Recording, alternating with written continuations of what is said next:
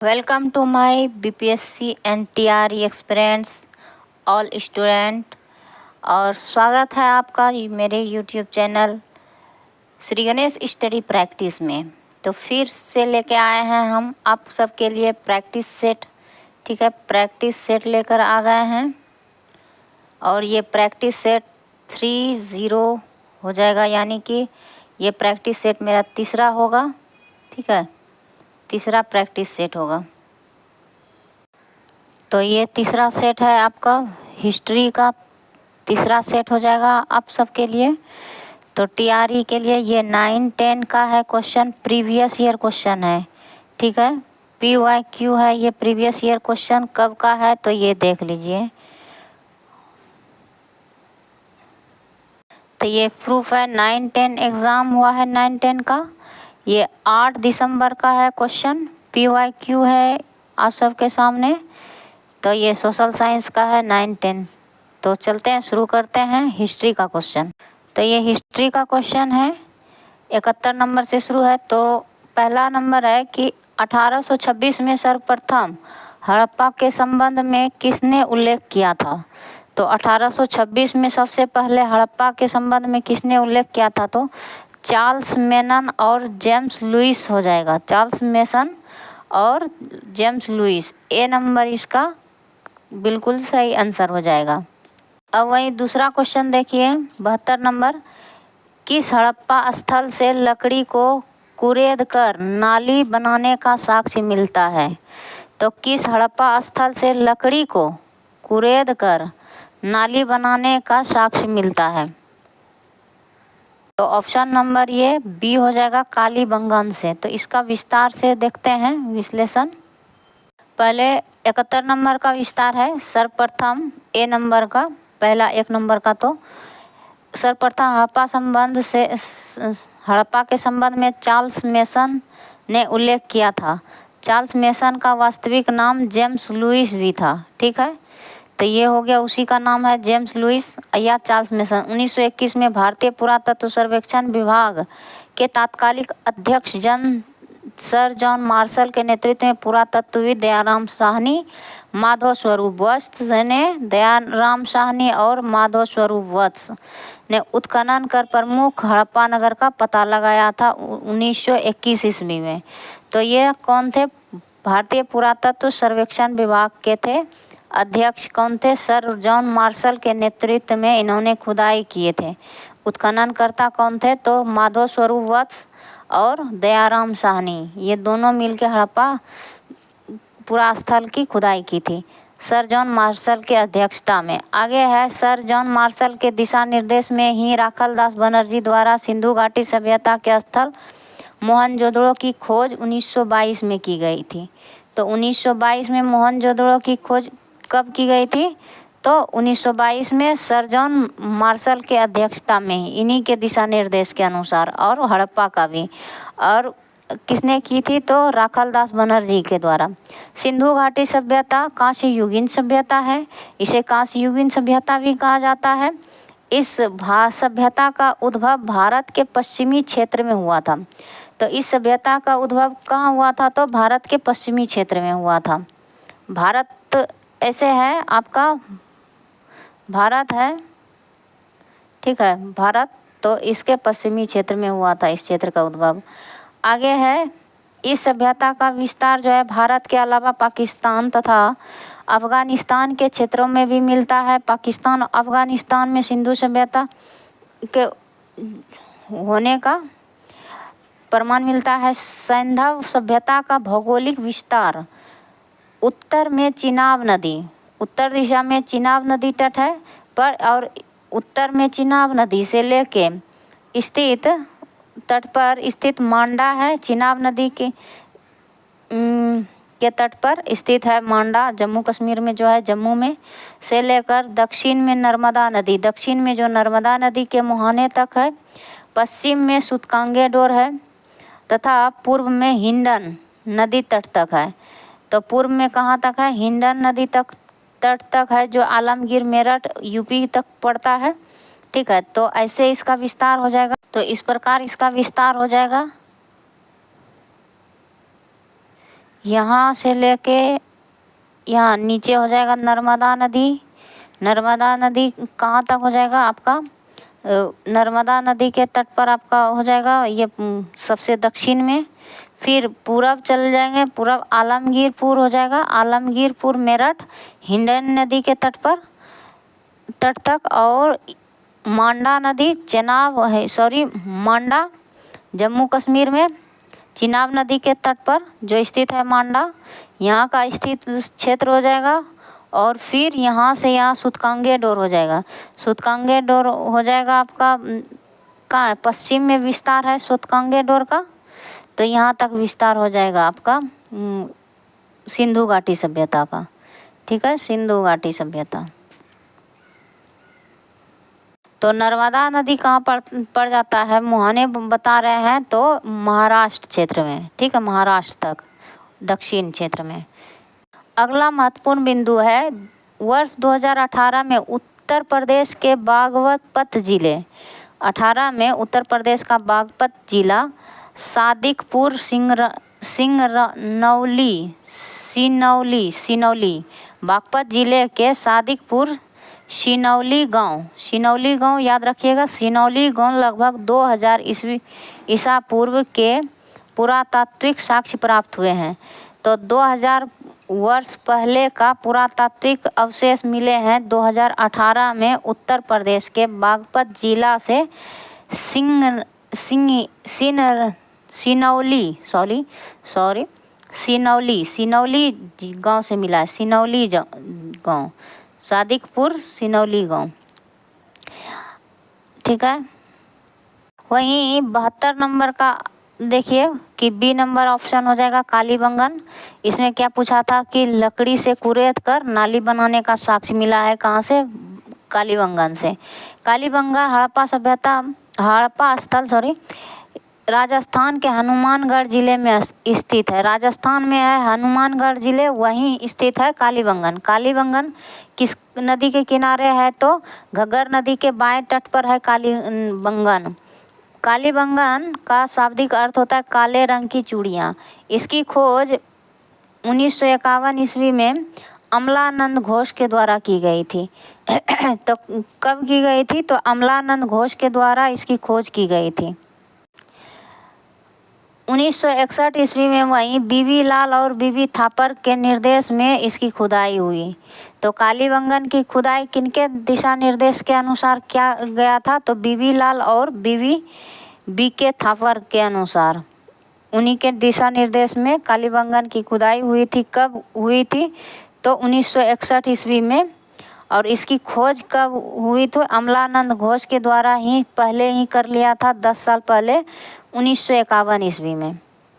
ठीक है, 1951 ईस्वी में अमलानंद घोष के द्वारा इसकी खोज की गई थी।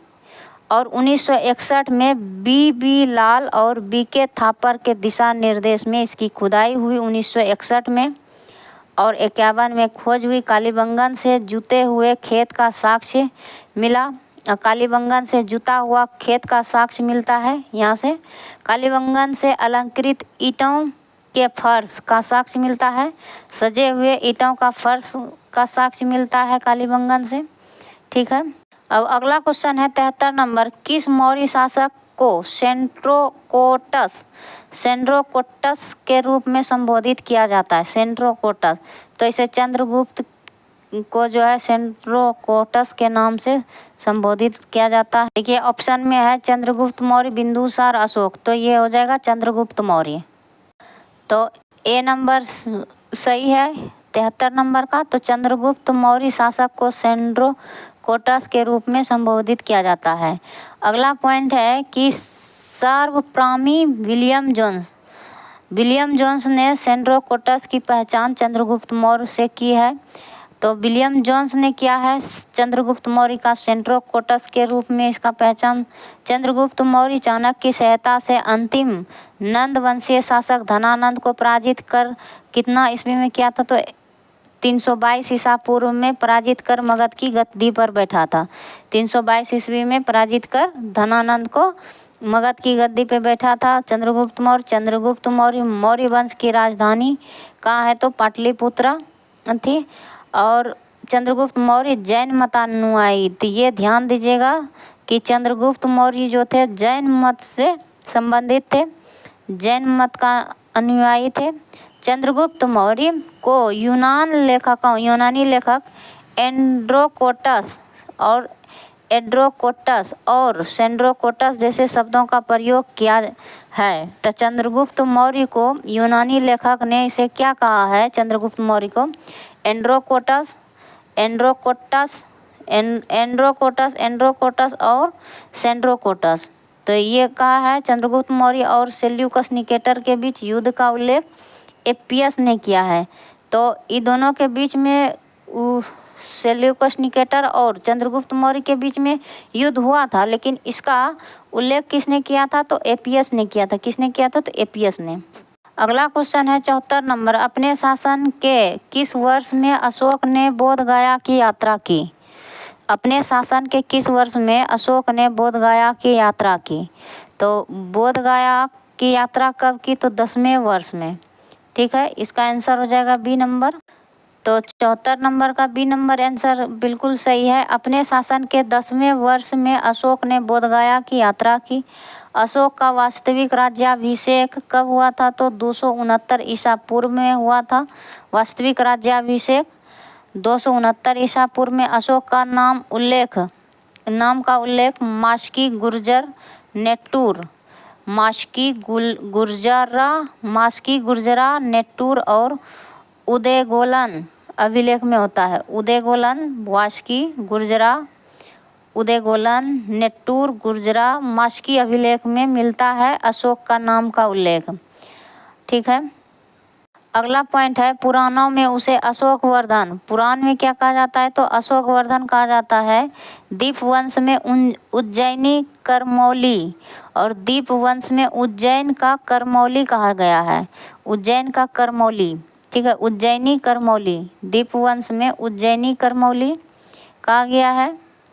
और अगला पॉइंट है उपगुप्त नामक बौद्ध भिक्षु ने अशोक को बौद्ध धर्म की दीक्षा दी है। ठीक है, उपगुप्त ने बौद्ध धर्म की दीक्षा दी है। अशोक ने अपने शासन के 20वें वर्ष लुम्बिनी ग्राम गए थे। तो अपने शासन का जब 20 वर्ष पूर्व गए थे तो लुम्बिनी ग्राम गए थे, जहाँ की महात्मा बुद्ध के जिस वन में महात्मा बुद्ध का जन्म हुआ था।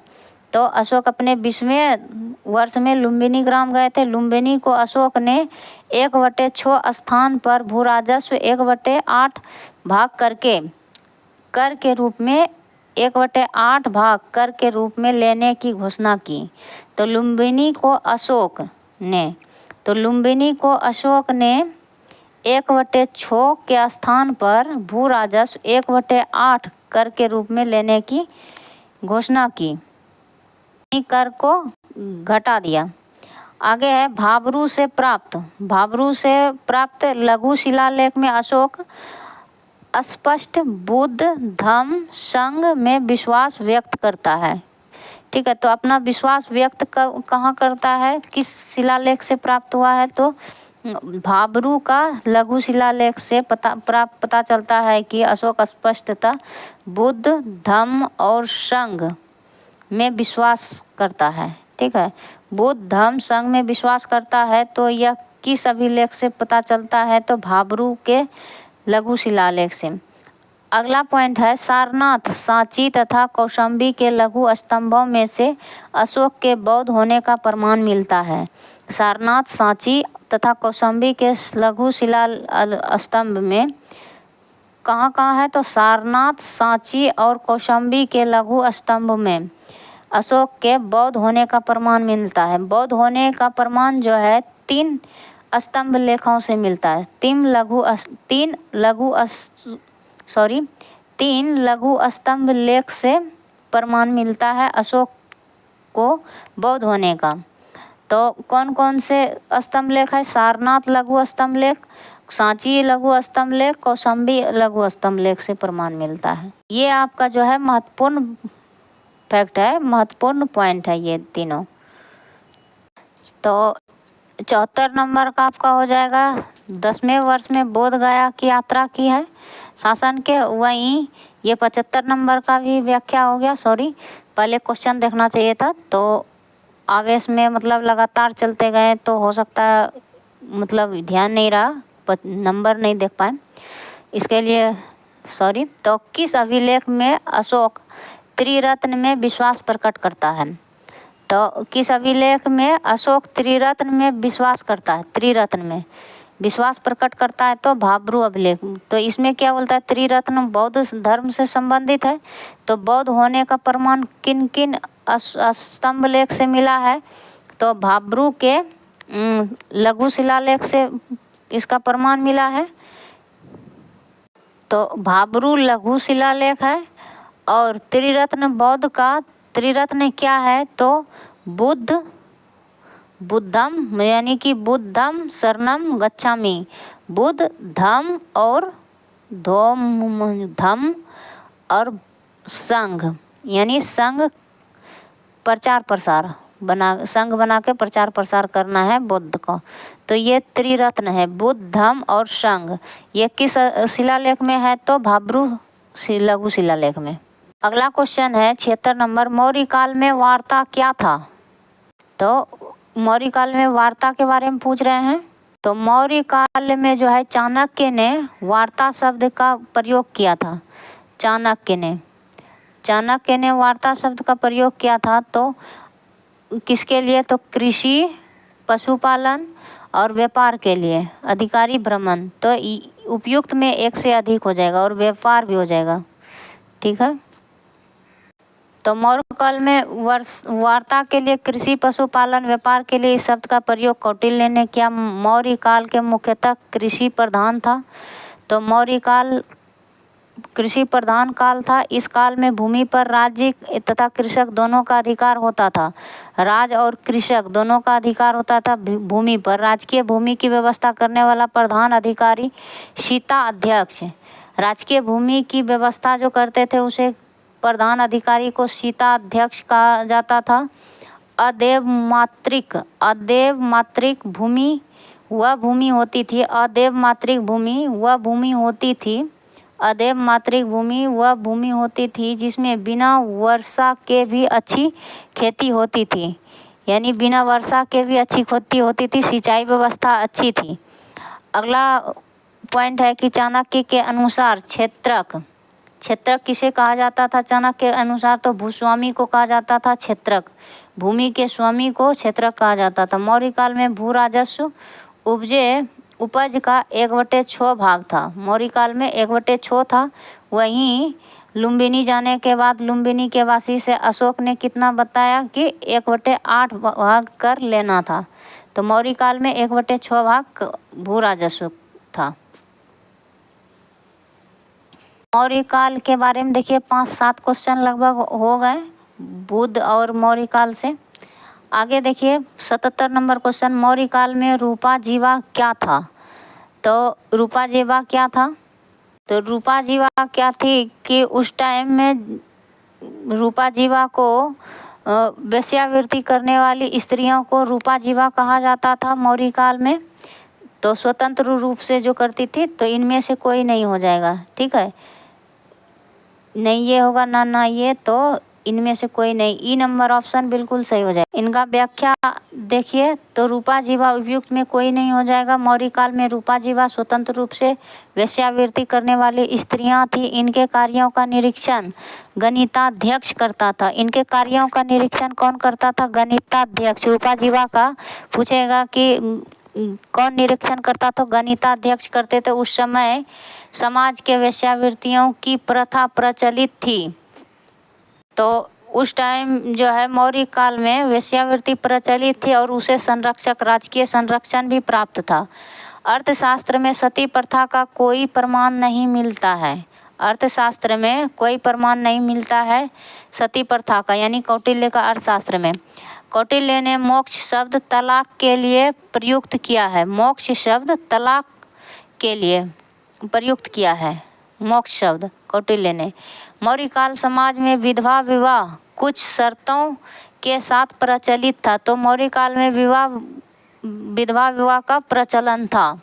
ठीक है, शर्तों के साथ। मौर्य काल में पुनर्विवाह, सती प्रथा का जो है उल्लेख नहीं मिलता, यानी सती प्रथा नहीं था मौर्य काल में, और विधवा विवाह का प्रचलन था कुछ शर्तों के अनुसार। मौर्य काल में पुनर्विवाह या नियोग की अनुमति थी।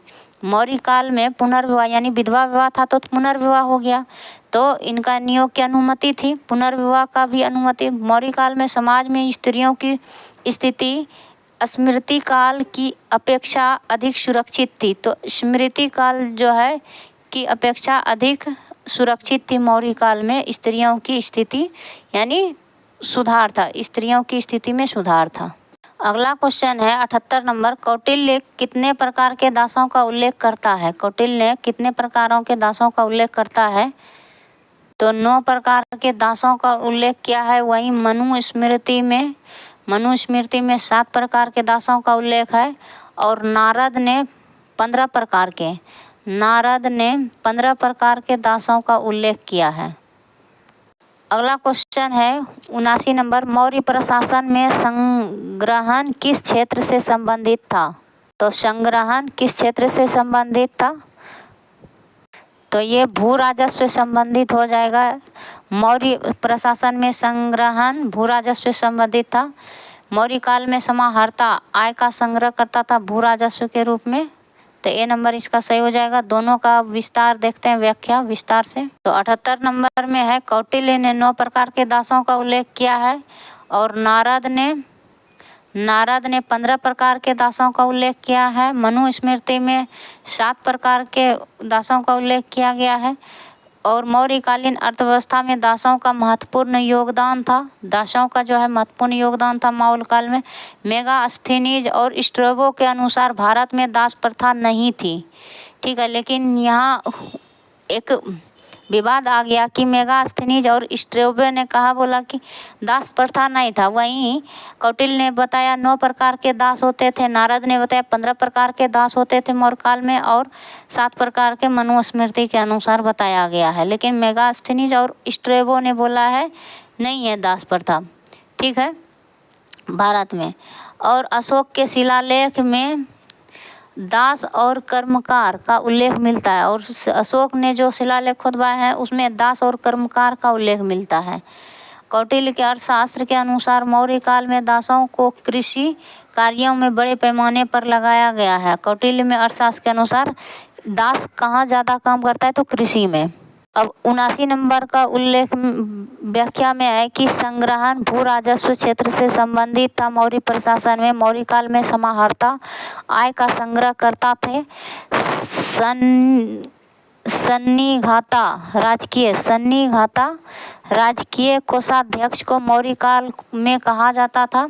सन्निघाता राजकीय कोषाध्यक्ष थे, जो कि मौर्य काल में कहा जाता था सन्निघाता। मौर्य काल में प्रांतों को चक्र कहा जाता था। प्रांत को क्या कहा जाता था? चक्र कहा जाता। प्रांत का प्रमुख अधिकारी कुमार कहा जाता था। प्रांत का जो मुख्य अधिकारी होता था उसे कुमार या आर्यपुत्र कह के पुकारा जाता था। मुख्य अधिकारी को आर्यपुत्र या कुमार कहा जाता था, प्रांत के प्रमुख अधिकारी को। मौर्यकालीन प्रांतों का शासन राजवंशीय राजकुमार, प्रांतों का जो शासन राजवंशीय कुमार और आर्यपुत्र नामक पदाधिकारियों द्वारा होता था। ये सही है, सभी इसमें से सही है। गोपा गांव में हरबंदी, मौर्य काल में गोपा गांव में हरबंदी, भूमि एवं मकान का पंजीयन कर की छूट एवं जनगणना का कार्य भी करता था। गोपा जो होता था गांव में हरबंदी किया करते थे, भूमि और मकान का पंजीयन किया करते थे, और कर की छूट और जनगणना का कार्य करते थे। गोपा नाम से एक पद था। वहीं अशोक के समय में प्रांतों की संख्या 4 से बढ़कर 5 हो गई थी। प्रांतों की संख्या 4 से बढ़कर 5 हो गई थी। अशोक के समय में ग्राम का अध्यक्ष ग्रामनी होता था। ग्राम के अध्यक्ष को ग्रामनी कहा जाता था, जिसे ग्राम की भूमि प्रबंधन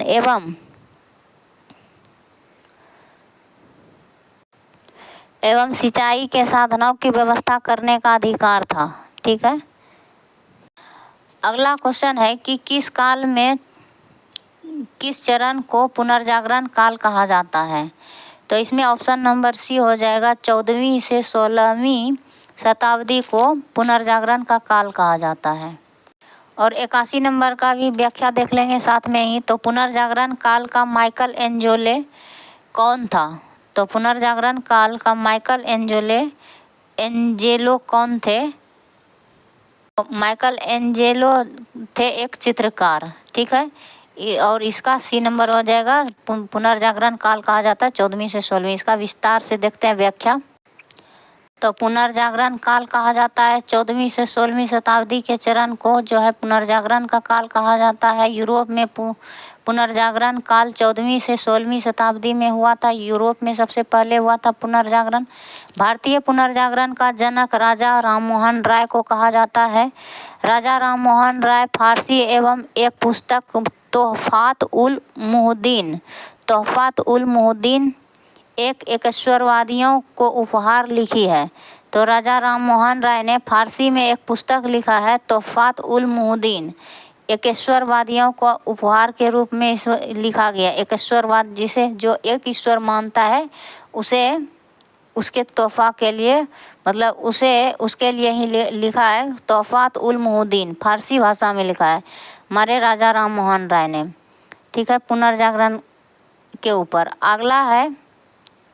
अगला महत्वपूर्ण बिंदु है कि राजा राममोहन राय ने मूर्ति पूजा, जाति प्रथा, धार्मिक आडंबरों का विरोध किया है। तो मूर्ति पूजा, जाति प्रथा और धार्मिक आडंबरों का विरोध करते हुए बताया, मतलब इस सब का विरोध किया है। पुनर्जागरण का प्रारंभ इटली के फ्लोरेंस, पहले पुनर्जागरण यूरोप से हुआ, इटली के फ्लोरेंस नगर से हुआ है। पुनर्जागरण का जो है शुरुआत माना जाता है इटली के फ्लोरेंस नगर से हुआ है। दांते को यूरोप में पुनर्जागरण का अग्रदूत कहा जाता है। तो दांते जो है पुनर्जागरण का अग्रदूत माना जाता है। यूरोप का अग्रदूत कौन है? तो यूरोप में पुनर्जागरण का अग्रदूत किसे कहेंगे? तो दांते को कहेंगे। पेट्रोक जो है ये इटली के थे, तो दांते इटली के फ्लोरेंस नगर में सबसे पहले पुनर्जागरण का मतलब शुरुआत हुआ। पेट्रोक को मानववाद का संस्थापक माना जाता है। तो पेट्रोक को क्या माना जाता है? मानववाद का संस्थापक माना जाता है पेट्रोक को। आधुनिक यूरोप का महान राजनीतिक चिंतक मैकियावेली। आधुनिक यूरोप का महान चिंतक अगर पूछा जाएगा, राजनीतिक चिंतक, महान राजनीतिक चिंतक, तो मैकियावेली को कहा जाता है। मैकियावेली को आधुनिक यूरोप का महान राजनीतिक चिंतक माना जाता है। और अब अगला क्वेश्चन का व्याख्या है कि चित्रकार कहा जाता, तो माइकल एंजेलो कौन थे? तो एक चित्रकार थे। पुनर्जागरण का प्रारंभ इटली के फ्लोरेंस नगर में माना जाता है। इटली के महान कवि दांते को, इटली के थे कवि दांते को पुनर्जागरण का अग्रदूत माना जाता है। इनका जन्म फ्लोरेंस नगर में ही हुआ था, इसीलिए यहीं से पुनर्जागरण, तो इटली में जन्म हुआ था फ्लोरेंस नगर में दांते का, ठीक है। यहीं से हुआ फ्लोरेंस नगर का पुनर्जागरण का शुरुआत। पुनर्जागरण काल महान चित्रकार इटली के थे लियोनार्दो दा विंची, ठीक है। पुनर्जागरण काल के महान चित्रकारों में से और आते हैं लियोनार्दो दा विंची और माइकल एंजेलो, इसके साथ और राफेल। तो दो गो थे माइकल एंजेलो के साथ में लियोनार्दो दा विंची और राफेल। लियोनार्दो दा विंची चित्रकार मूर्तिकार। लियोनार्दो दा विंची तो जो थे चित्रकार भी थे, मूर्तिकार भी थे, इंजीनियर भी थे और वैज्ञानिक भी थे, कवि थे, दार्शनिक थे, गायक थे। तो देखिए कितना चीज़ थे लियोनार्दो दा विंची, 7 खूबियाँ थी इनके अंदर। चित्रकार, मूर्तिकार, इंजीनियर, वैज्ञानिक, दार्शनिक, कवि और गायक, ये 7 थे। Leonardo da Vinci the last सफर जो है लिखा है लियोनार्दो दा विंची और मोनालिसा नामक अमर चित्रों के लियोनार्दो दा विंची ने द लास्ट सफर चित्र है और इसका चित्रकारी किया है और मोनालिसा नामक अमर चित्रों के रचयिता होने के कारण प्रसिद्ध है। मोनालिसा जो है लियोनार्डो दा विंसी का ही है। एक जो है जाना माना बहुत सचित्रात्मक मतलब अच्छा से लगता है कि पूरा मतलब चित्र जो है बोलता है। मोनालिसा बहुत ही विश्व प्रसिद्ध चित्र है। तो इनके रचयिता कौन है? द लास्ट सपर और मोनालिसा का सॉरी रचयिता नहीं, चित्रकारी करता कौन है? Leonardo da Vinci. अगला है द लास्ट जजमेंट एवं the fall of man Michael Angelo की है। तो माइकल एंजेलो की क्या है? द लास्ट जजमेंट, ठीक है। और द फॉल ऑफ मैन गिरता हुआ मानव का है या गिरता हुआ व्यक्ति, फॉल ऑफ मैन, और द लास्ट जजमेंट यानी कि अंतिम न्याय, द लास्ट जजमेंट हो गया, ये माइकल एंजेलो की है, ठीक है। राफेल का सर्वाधिक विख्यात चित्र मेडोना है। तो राफेल का भी है, राफेल चित्रकार थे, तो इनका सबसे विख्यात चित्र कौन सा है? मैडोना, ठीक है। अगला है कि राफेल आधुनिक राजनीतिक दर्शन का जनक मैकियावेली को कहा जाता है और आधुनिक राजनीतिक दर्शन का जनक मैकियावेली को माना जाता है। अगला क्वेश्चन, हर्ष का प्रधान सचिव कौन था? तो हर्ष का प्रधान सचिव कौन था? तो ये भांडी हो जाएगा, ठीक है। 83 नंबर का बी नंबर हो जाएगा। तो हर्ष का प्रधान सचिव भांडी थे, भांडी। हर्षवर्धन से संबंधित 4-3 क्वेश्चन आए हैं, तो उनके बारे में सभी क्वेश्चन पढ़ लेते हैं, फिर इनका पूर्ण रूप से व्याख्या कर लेंगे। 83 नंबर क्वेश्चन है, भास्कर वर्मन ने किसे राजदूत बनाकर हर्षवर्धन के पास भेजा? तो हंसवेग ने भेजा, ठीक है। भास्कर वर्मन ने हंसवेग को भेजा राजदूत बनाकर हर्षवर्धन के पास। तो सी नंबर इसका ऑप्शन बिल्कुल सही हो जाएगा। अगला क्वेश्चन है कि हर्ष काल में कौन सा अधिकारी चाट एवं भाट कहलाता था? कौन सा अधिकारी चाट भाट कहलाता था? तो इसमें से सी नंबर ऑप्शन सही हो जाएगा, पुलिस अधिकारी को चाट भाट कहा जाता था। तो देखिए, हर्षवर्धन का प्रधान सचिव भंडी कहा जाता था, हर्षवर्धन का प्रधान सचिव को। वहीं अवंती विदेश सचिव था। अवंती कौन था? विदेश सचिव था। भंडी प्रधान सचिव था।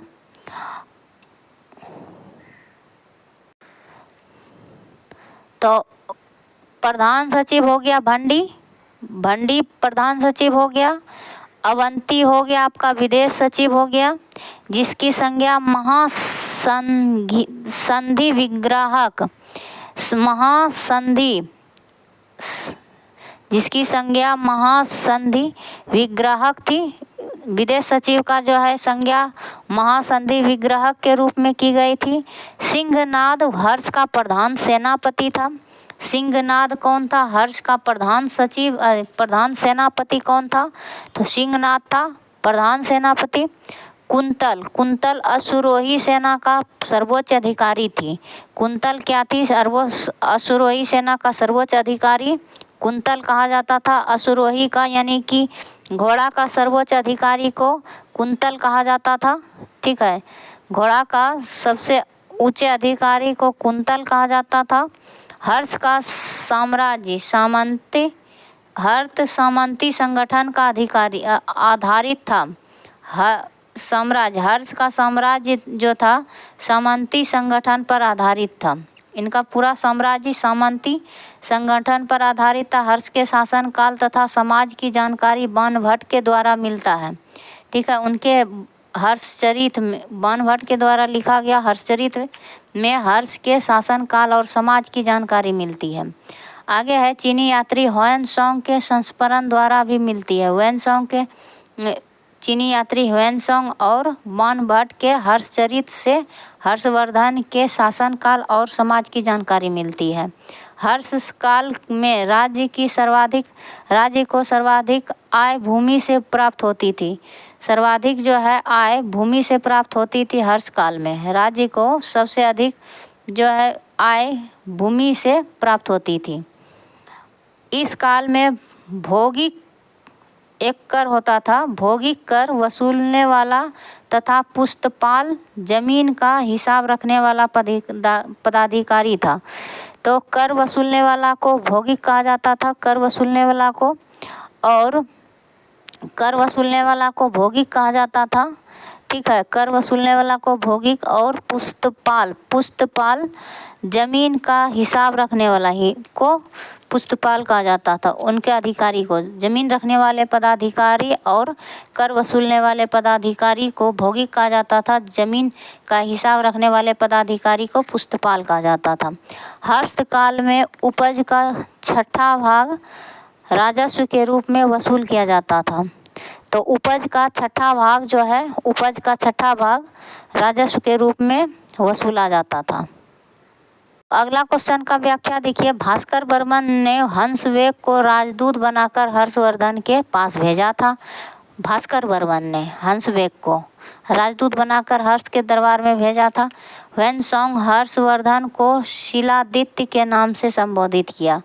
तो हर्षवर्धन को जो है किसने शिलादित्य के नाम से संबोधित किया? तो ह्वेनसांग ने हर्षवर्धन को शिलादित्य कहकर पुकारा। हर्षवर्धन का साम्राज्य सामंती संगठन पर आधारित, ये सही है। पुलकेशिन द्वितीय और पुलकेशिन द्वितीय के बीच नर्मदा नदी के तट पर युद्ध हुआ था। तो पुलकेशिन द्वितीय और हर्ष के बीच में युद्ध हुआ था नर्मदा नदी के तट पर, जिसमें हर्ष की पराजय, और ये इसमें जो है हर्षवर्धन हार गया था। ऐहोल प्रशस्ति में इसका उल्लेख मिलता है। तो नर्मदा नदी के तट पर जो युद्ध हुआ था और जिसमें हर्षवर्धन की पराजय हुई थी, वह किस अभिलेख में उल्लेख मिलता है? किस शिलालेख में, किस मतलब प्रशस्ति में इसका उल्लेख मिलता है? तो ऐहोल प्रशस्ति में। ठीक, ऐहोल प्रशस्ति के अनुसार हर्ष की हार हुई थी नर्मदा नदी के तट पर पुलकेशिन द्वितीय के द्वारा। ठीक है, पुलकेशिन द्वितीय चालुक्य वंश का सबसे प्रतापी राजा था। ठीक है, पुलकेशिन द्वितीय। ह्वेनसांग हर्ष की सेना को चतुरंगिनी सेना कहता था। तो ह्वेनसांग ने हर्ष की सेना, एक ह्वेनसांग ने शिलादित्य कहा, इनकी सेना को चतुरंगिनी सेना भी कहकर पुकारते थे ह्वेनसांग ने, जिसमें पैदल, घुड़सवार, रथ और हाथी की टुकड़ियां थी। तो पैदल सेना भी था इसमें, घुड़सवार भी थे, रथ भी थे और हाथी सेना इनकी चतुरंगिनी सेना में शामिल थी। हाथी सेना थे, रथ थे, घुड़सवार थे और पैदल सेना को चतुरंगिनी सेना कहकर पुकारा। किसने? तो ह्वेनसांग ने कहा। और भंडी हर्षवर्धन का प्रधान सचिव हुआ करता था। कुंभ मेले प्रयाग में सर्वप्रथम को प्रारंभ करने का श्रेय हर्षवर्धन को, यानी कि कुंभ मेला जो प्रयागराज में कुंभ मेले का जो शुरुआत हुआ है, तो बताया जाता है कि सबसे पहले हर्षवर्धन ने ही शुरू किया है। ह्वेनसांग को यात्रियों का राजकुमार कहा जाता है। यात्रियों का राजकुमार किसे कहा जाता? तो ह्वेनसांग को कहा जाता है। वर्तमान में शाक्य मुनि कहा गया है। ह्वेनसांग को वर्तमान का शाक्य मुनि कहा गया है। ठीक है, अब अगला क्वेश्चन का विश्लेषण इसका है, व्याख्या पूरा अच्छा से। तो 84 नंबर का सी नंबर ऑप्शन सही था। हर्ष के काल में पुलिस अधिकारी चाट भाट, तो पुलिस अधिकारी को हर्षवर्धन के काल में क्या कहा जाता था? चाट भाट कहलाता था।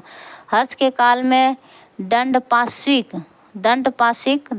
पुलिस विभाग के अधिकारी होते थे। दंडपाशिक, हर्ष के काल में दंडपाशिक और दांडिक जो होता था पुलिस विभाग का अधिकारी होता था, और चाट भाट इसे कहा जाता था।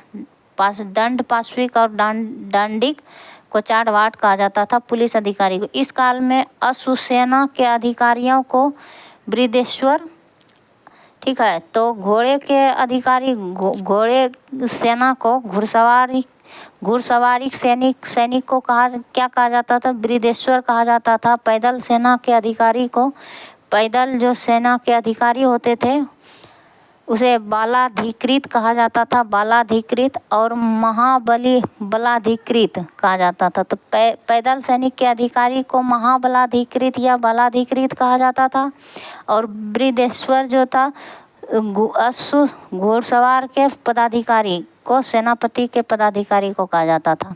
मतलब घुड़सवार के सैनिक पदाधिकारी को कहा जाता था, सेना अधिकारी को। घुड़सवार के सैनिक, अश्व सेना के, घुड़सवार सेना के अधिकारी को कहा जाता था बृहदेश्वर। अगला क्वेश्चन है, हर्षचरित में सिंचाई के साधन के रूप में तुला यंत्र, जल पंप, यानी तुला यंत्र को जल पंप का उल्लेख मिलता है। तो सिंचाई के साधन के रूप में किसका उपयोग किया जाता? तो जल पंप या तुला यंत्र। ठीक है, हर्षचरित के सिंचाई के साधन के रूप में मिलता है। हर्षचरित में प्रांतीय शासक के लिए लोकपाल, प्रांत का शासक को लोकपाल शब्द आया है, लोकपाल शब्द का उल्लेख किया गया है। हर्ष के अधीनस्थ, हर्ष के अधीन जो अधिकारी होते थे, हर्ष के अधीन जो होते थे अधीनस्थ शासक महाराजा, महाराज अथवा महासामंत कहे जाते थे। यानी हर्षवर्धन यानी शासक के अधीन जो होते थे उसे महाराज या महासामंत कहे जाते थे। हर्ष के अधीन, हर्ष के मंत्री परिषद के मंत्री को सचिव, मंत्री परिषद के मंत्री को सचिव या अमात्य कहा जाता था। मंत्री परिषद के मंत्री को या सचिव को अमात्य कहा जाता था। मंत्री को सचिव या अमात्य कहा जाता था, मंत्री परिषद के मंत्री को। हर्ष काल में प्रांत के भुक्ति, प्रांत के भुक्ति कहा जाता था। प्रांतों को क्या भुक्ति कहा जाता था? प्रांत जो होता था उसे भुक्ति कहा जाता था हर्ष काल में। भुक्ति, इतने भुक्ति की कितना कर वसूल के लेके आया। ठीक है, इस प्रकार इसका वाक्य बन जाएगा भुक्ति।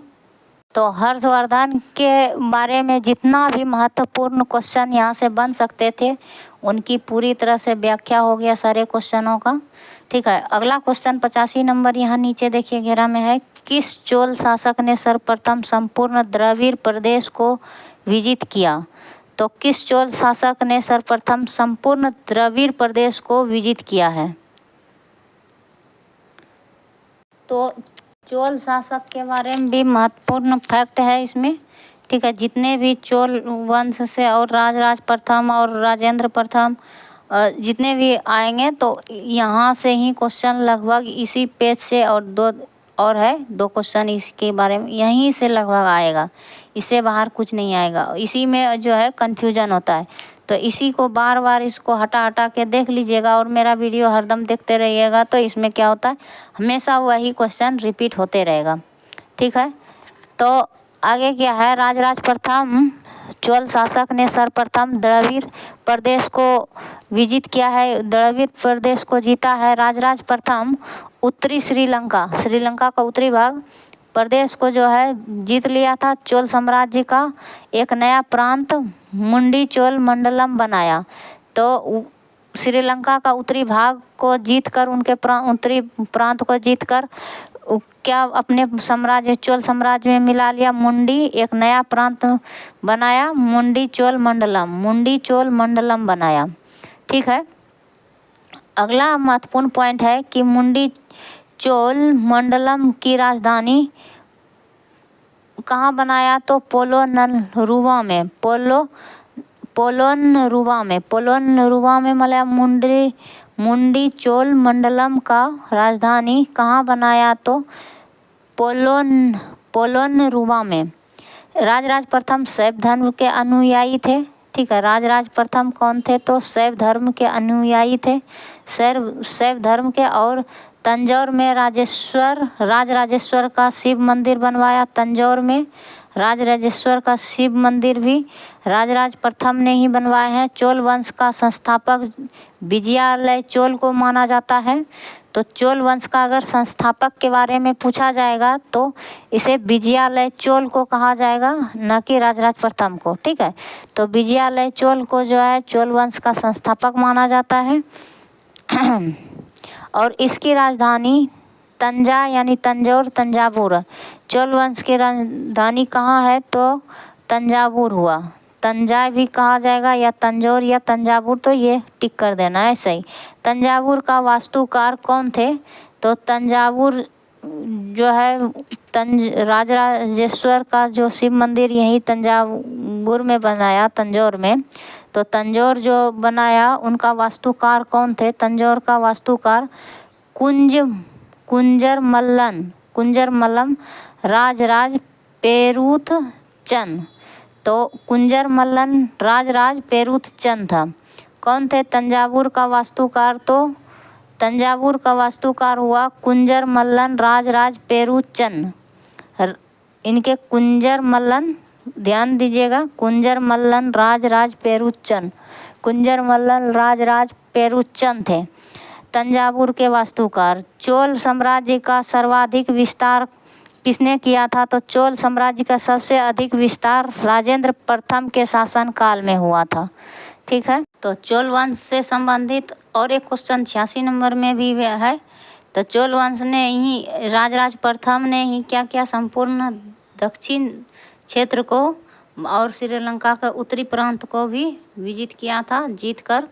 और उनका जो है चोल साम्राज्य में अपना एक नया मुंडी चोल मंडलम बना लिया था।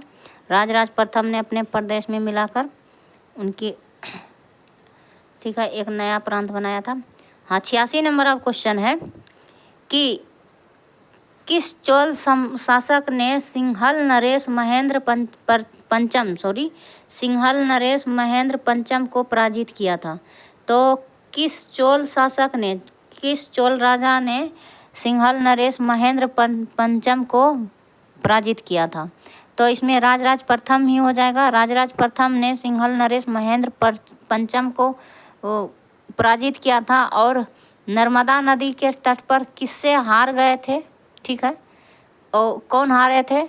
तो ये हो जाएगा इसका, पुलकेशियन द्वितीय से हारे थे। कौन हारे थे? तो इसका आंसर आप दीजिएगा अभी, काहे कि इनके बारे में हम बता दिए, तो इनका आंसर आप कमेंट करके आप बता सकते हैं नाम। और बताइए कुंभ मेले का आयोजन किसने किया था? ठीक है, तो ये बताइए,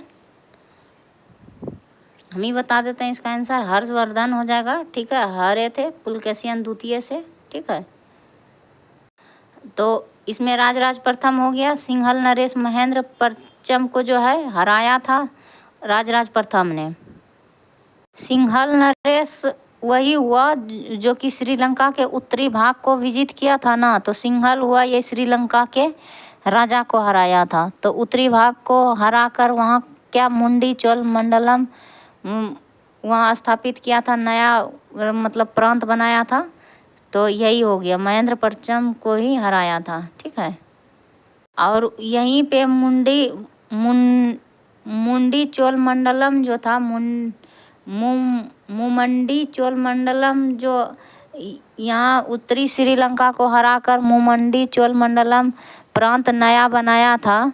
तो मुंडी चोल मंडलम, तो यहीं से उपाधि अपना धारण किया था मुंडी चोल देव। ठीक है, मुंडी चोल देव, मुमंडी चोल देव अपना उपाधि धारण की थी। मुमंडी चोल देव के नाम से अपना उपाधि धारण की थी राजराज प्रथम ने। तो विस्तार में है कि राजेंद्र सिंहल नरेश महेंद्र पंचम को पराजित किया था। चोल शासकों ने, चोल एक से अधिक इसमें दिया है, डी नंबर ऑप्शन। हाँ, तो आगे देखिए कि राजराज प्रथम चोल शासक सिंहल नरेश महेंद्र पंचम को पराजित किया था और उत्तरी श्रीलंका पर अधिकार किया था। तो ये राजराज प्रथम ने ही किया था उत्तरी श्रीलंका पर अधिकार। और वहाँ का शासक कौन था? उत्तरी श्रीलंका का शासक महेंद्र पंचम था। इन्होंने श्रीलंका को मुमंडी चोल मंडलम नाम से राज्य की स्थापना किया और मुमंडी चोल देव की उपाधि धारण की। ठीक है, इसने मालदीव पर अपनी शक्तिशाली नौसेना की सहायता से विजय प्राप्त किया और मालदीव पर भी विजय प्राप्त की शक्तिशाली नौसेना की सहायता से। अगला है कि राजराज प्रथम ने भूमि की पैमाइश कराई। भूमि का क्या क्या पैमाइश करवाया और पैमाइश के आधार पर कर निर्धारित किया। भूमि की पैमाइश करके कर का निर्धारण किया राजराज प्रथम। अब राजराज प्रथम के बारे में जानते हैं यही चोल वंश के ही शासक थे, सबसे प्रतापी शासक। तो 1014 ईस्वी से लेकर 1044 ईसा पूर्व ने संपूर्ण श्रीलंका पर अधिकार कर लिया। तो राजेंद्र प्रताप जो था राजराज प्रथम से भी शक्तिशाली निकला। संपूर्ण उसने उत्तरी श्रीलंका पर राजराज प्रथम ने अधिकार किया, तो वहीं राजेंद्र प्रथम जो थे संपूर्ण श्रीलंका पर ही अधिकार कर लिया और श्रीलंका के शासक महेंद्र पंचम को बंदी बना, उसने हराया था लेकिन इसने बंदी बनाकर भारत लाया महेंद्र पंचम को। राजेंद्र प्रथम ने गंगैकोंड चोल की उपाधि धारण की।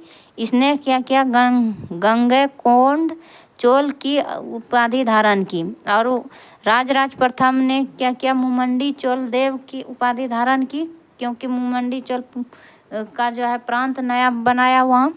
और इसने गंगैकोंड चोल के उपाधि धारण की राजेंद्र प्रथम ने। ये कौन था, राजराज प्रथम का बेटा था। अधिराजेंद्र मूल चोल वंश का अंतिम शासक था। और अधिराजेंद्र जो था मूल चोल वंश का अंतिम शासक था अधिराजेंद्र। राजेंद्र प्रथम ने पंडित चोल की उपाधि धारण की। राजेंद्र प्रथम ने और कौन सा उपाधि धारण की, गंगैकोंड चोल, पंडित चोल की उपाधि धारण की। राजेंद्र तृतीय चोल वंश का अंतिम शासक था और चोल वंश का अंतिम शासक था राजेंद्र तृतीय। और अधिराजेंद्र जो था चोल वंश का अंतिम शासक। तो यही अधिराजेंद्र कहिए या राजेंद्र तृतीय, ये चोल वंश का जो था अंतिम शासक था। राजेंद्र में जो है मूल चोल वंश का अंतिम शासक के रूप में नाम याद रखना है। और राजेंद्र तृतीय के बारे में जो है, राजेंद्र तृतीय के बारे में ये सिर्फ चोल वंश का अंतिम शासक के नाम के रूप में याद रखना है। अगला क्वेश्चन, फ्लाइंग शटल का आविष्कार किसने किया? तो जॉन के ने किया फ्लाइंग शटल का आविष्कार। तो जॉन के द्वारा फ्लाइंग शटल का आविष्कार किया गया। ट्रांजिस्टर का आविष्कार जॉन बार्डिन और वाल्टर बेटन और वी शॉकले ने किया है। ट्रांजिस्टर लेजर का आविष्कार किसने किया? थियोडर मेमन, डेनिस गैवार और C.H. टाउन्स ने किया है। अगला है कि टाइपराइटर का आविष्कार पेलेग्रिन टेरी ने किया है। वॉशिंग मशीन का आविष्कार हार्ले मशीन कंपनी ने किया है। ठीक है। प्रिंटिंग प्रेस का आविष्कार जॉन गुटेनबर्ग के किया। ये आ सकता है आपको, प्रिंटिंग प्रेस, वॉशिंग मशीन भी आ सकता है। ठीक है। और पनडुब्बी का आविष्कार डेविड बुशनेल ने किया है, डेविड बुशनेल। और स्पेनिंग जेनी ने रिचर्ड आर्कराइट ने किया है। स्पेनिंग जेनी का आविष्कार रिचर्ड आर्कराइट। और आर्कराइट ने क्या किया है, स्पेनिंग जेनी का आविष्कार किया। स्पेनिंग जेनी का आविष्कार किया है, स्पेनिंग जेनी का आविष्कार। ठीक है, रिचर्ड आर्कराइट ने। ठीक है। अगला क्वेश्चन है, किस वर्ष लिवरपूल और मैनचेस्टर के मध्य जॉर्ज स्टीफेंसन ने रेलवे चलाई? तो किस वर्ष लिवरपूल और मैनचेस्टर के बीच में जॉर्ज स्टीफेंसन ने रेलवे चलाई? तो ये हो जाएगा आपका लिवरपूल और इस मैनचेस्टर के बीच में 1830 ईस्वी में रेलवे चलाई थी। और भारत में कब आई थी रेलवे, तो आप कमेंट में कमेंट करके बताइए कि सबसे पहले रेल कहाँ से कहाँ तक और कब शुरू हुई। तो 1853 में मुंबई टू थाने के बीच में। ठीक है। तो इनमें से कोई नहीं होगा, 1830 इसका आंसर हो जाएगा। ठीक है, 1830 आंसर हो जाएगा।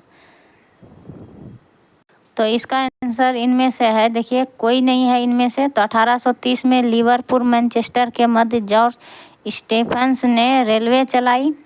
और प्रथम प्रायोगिक रेलगाड़ी डार्लिंगटन और स्टॉकटन के बीच चला था।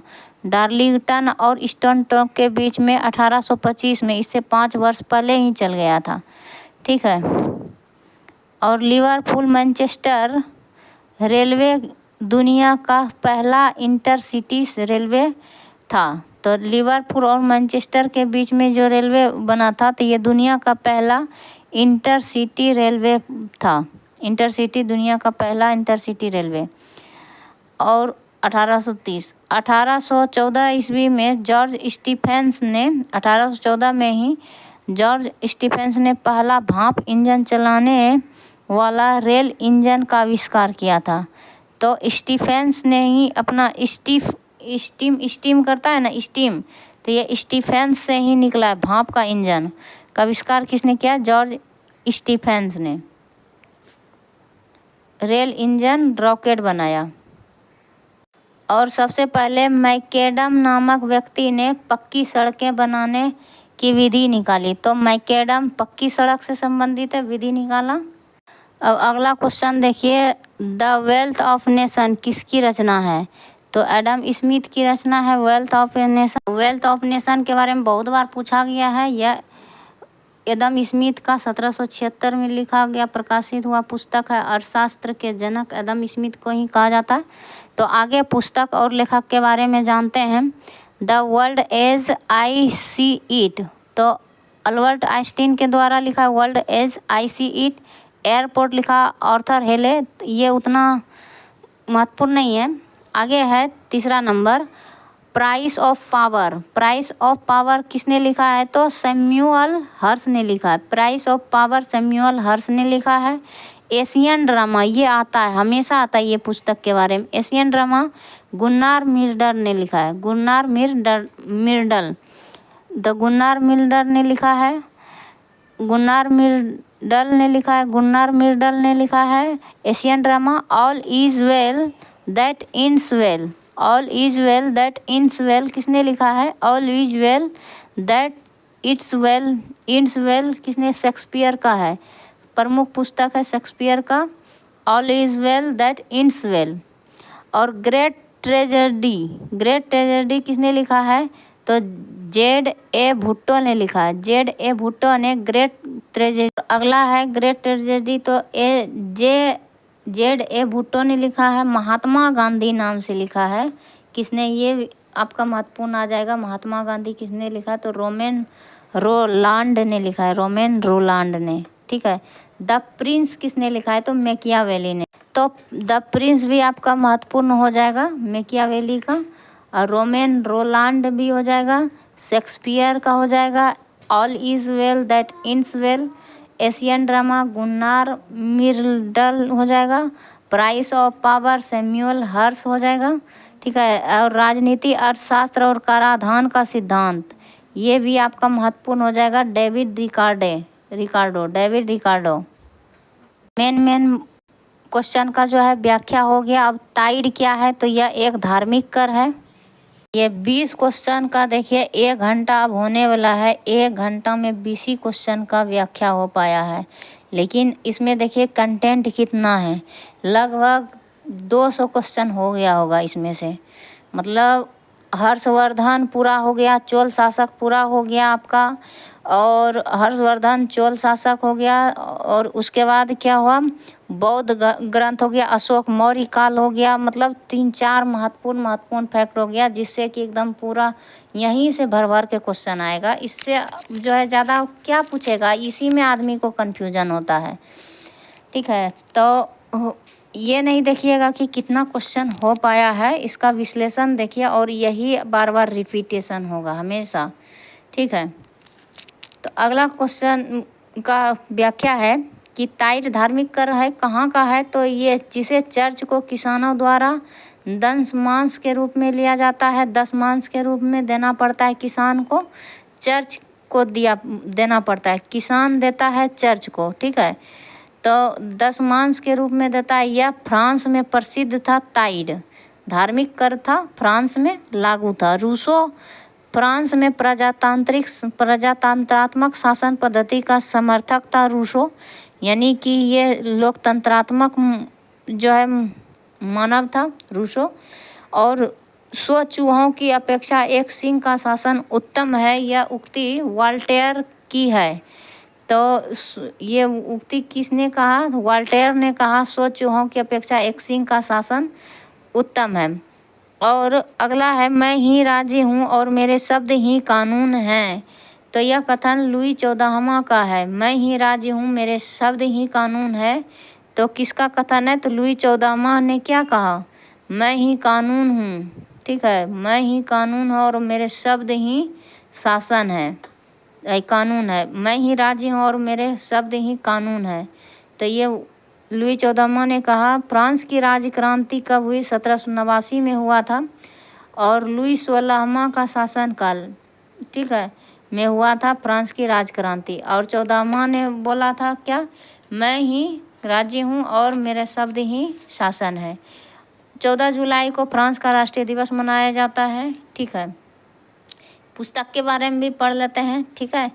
तो डिस्कोर्स ऑन इनइक्वलिटी जो है, discourse on inequality, second discourse Rousseau ने लिखा है, ठीक है, रूसो के द्वारा लिखा हुआ है डिस्कोर्स ऑन इनइक्वलिटी, ठीक है। द प्रिंस मैकियावेली का है। डेकामेरॉन बोकेशियो के द्वारा लिखा गया, Decameron. The praise of folly, the praise of folly लिखा इरास्मस के द्वारा लिखा गया, इरास्मस के यूटोपिया, यूटोपिया जो लिखा गया है टॉमस मूर के द्वारा। ये ध्यान दीजिएगा, ये हमेशा पूछा जाता है। यूटोपिया के लेखक कौन है? टॉमस मूर है। The praise of folly Erasmus के द्वारा लिखा गया। बोकेशियो के द्वारा डेकामेरॉन, ये उतना नहीं आता है, ये दोनों ज़्यादा आता है। कानून की आत्मा, ये भी आता है, मॉन्टेस्क्यू के द्वारा लिखा गया है कानून की आत्मा, ठीक है। तो ये सब जो है बहुत महत्वपूर्ण है। द ट्रेजिक प्लेजर वॉल्टेयर के द्वारा लिखा है। द सोशल कॉन्ट्रैक्ट, ये रूसो के द्वारा लिखा गया है, ये भी आपका महत्वपूर्ण है, रूसो के द्वारा। और क्या लिखा गया है? तो डिस्कोर्स ऑन इनइक्वलिटी, ठीक है, डिस्कोर्स ऑन इनइक्वलिटी और द सोशल कॉन्ट्रैक्ट रूसो के द्वारा लिखा गया। तो यहाँ पूछा भी गया discourse on inequality second discourse किसने लिखा है? तो ये लिखा है रूसो के द्वारा लिखा गया। मॉन्टेस्क्यू की कौन से पुस्तक है? कानून की आत्मा। वॉल्टेयर की पुस्तक द ट्रेजिक प्लेजर लिखा गया है वॉल्टेयर के द्वारा। वॉल्टेयर ने ही क्या कहा है कि 100 चूहों के शासन से अपेक्षा एक सिंह का शासन उत्तम होता है, ठीक है। किस द्वीप पर नेपोलियन बोनापार्ट का जन्म हुआ था? तो कोर्सिका द्वीप पर नेपोलियन बोनापार्ट का जन्म हुआ था। A number is the correct option.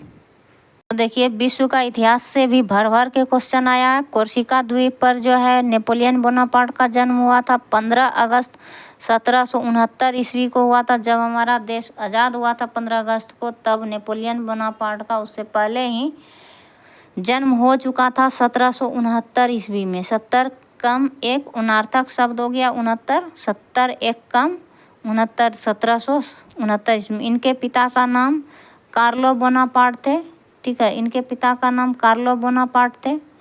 और इन कोर्सिका द्वीप की राजधानी अजासियो था। कोर्सिका द्वीप का राजधानी अजासियो नेपोलियन के ब्रीन के सैनिक अकादमी में शिक्षा प्राप्त करते थे। नेपोलियन के ब्रीन के सैनिक अकादमी में शिक्षा प्राप्त होता था इनका सैनिकों के द्वारा, शिक्षित होता था इनका सैनिक। 1796 ईस्वी में इटली में ऑस्ट्रेलिया के प्रमुख को समाप्त किया था। नेपोलियन ने इटली में ऑस्ट्रिया के प्रमुख को समाप्त कर दिया था इन्होंने, नेपोलियन बोनापार्ट ने। 1804 में नेपोलियन फ्रांस का सम्राट बना था। तो 1769 ईस्वी में इनका जन्म हुआ 15 अगस्त 1769 में। और 1804 ईस्वी में नेपोलियन फ्रांस का सम्राट बना। आधुनिक फ्रांस का निर्माता नेपोलियन को माना जाता है। नेपोलियन को आधुनिक फ्रांस का निर्माता माना जाता है। नेपोलियन ने बैंक ऑफ फ्रांस की स्थापना की 1800 ईस्वी में, ठीक है, 1800 ईस्वी में बैंक ऑफ फ्रांस की स्थापना की नेपोलियन ने। सेंट हेलेना द्वीप पर 5 मई 1821 ईस्वी को नेपोलियन की मृत्यु हो गई। सेंट हेलेना द्वीप पे क्या हुआ था कि इनको भेज दिया गया था युद्ध में, इसको अथी करके सेंट हेलेना द्वीप पे इनका एक युद्ध हुआ था। तो उसके बारे में भी आगे विस्तार से जानेंगे। तो इसके बारे में है कोर्सिका द्वीप पे जन्म हुआ था। 15 अगस्त 1769 में मृत्यु हुआ 5 मई 1821 ईस्वी में सेंट हेलेना द्वीप पे। ठीक है। अगला नंबर है, अगला question, the spirit of the fall the spirit of the law नामक पुस्तक किसने लिखी है? तो मोंटेस्क्यू की ये पुस्तक है। द स्पिरिट, देखिए विश्व का इतिहास से कितना क्वेश्चन पूछा है, विश्व का, प्राचीन का और फिर ये मध्यकालीन का इतिहास से। देखिए कुतुबुद्दीन ऐबक ने किस मूल पर इल्तुतमिश को खरीदा था? तो ये 1 लाख जीतल से खरीदा गया था इसे। ठीक है। इसे इल्तुतमिश को क्या कहा जाता है? गुलामों का गुलाम भी कहा जाता है इसे, इल्तुतमिश को। ठीक है। और कुतुबुद्दीन ऐबक को ही का मतलब कहा जाता है सिपा सलार और मलिक का जो है उपाधि धारण किया था कुतुबुद्दीन ऐबक ने। इसने जो है सिक्के चलवाए, नहीं अपने नाम से सिक्के चलवाए थे, ना ही शासन किए थे अपने नाम से। ठीक है। ना ही खुतबा में अपना नाम जुड़वाया था, और सुल्तान की पदवी भी इन्होंने धारण नहीं किया था कुतुबुद्दीन ऐबक ने। और इसके बाद क्या है कि लाहौर में इसका चौगान खेलते हुए पोलो खेलते हुए इसका घोड़े से अचानक गिरने के बाद मृत्यु हो गया था, और लाखों का दान करने के कारण इसे लाख बख्श भी कहा जाता है। ठीक है। ये था इनके बारे में। और कुब्बत उल इस्लाम जो है दिल्ली में मस्जिद बनवाया, और 2.5 दिन का झोपड़ा अजमेर में निर्माण करवाया। कुब्बत उल इस्लाम दिल्ली में बनवाया, और लाहौर 2.5 दिन का झोपड़ा जो है अजमेर में बनवाया कुतुबुद्दीन ऐबक ने ही। अगला क्वेश्चन देखिए 95 नंबर, किस वर्ष इल्तुतमिश को बगदाद के खलीफा द्वारा मान्यता प्राप्त हुई? तो 1229 ईस्वी में। ठीक है। C number is the correct option हो जाएगा इसका। तो 1229 ईस्वी ने ही बगदाद के खलीफा से इन्होंने अपना जो है सुल्तान का पदवी अपन दिल्ली सल्तनत के लिए मान्यता प्राप्त किया। 1229 से इसने जो है सुल्तान के पद पर अपना आसीन हुआ और दिल्ली का शासन संभाला। तुर्क ए चहलगानी का ही इल्तुतमिश ने ही गठन किया था। तुर्क 40 दलों का जो है दल चालीसा का संगठन इसी ने ही किया था, गठन किया था। और इल्तुतमिश को ही दिल्ली सल्तनत का जो है वास्तविक संस्थापक माना जाता है। दिल्ली सल्तनत का वास्तविक संस्थापक, गुलामों का गुलाम इन्हें ही कहा जाता है।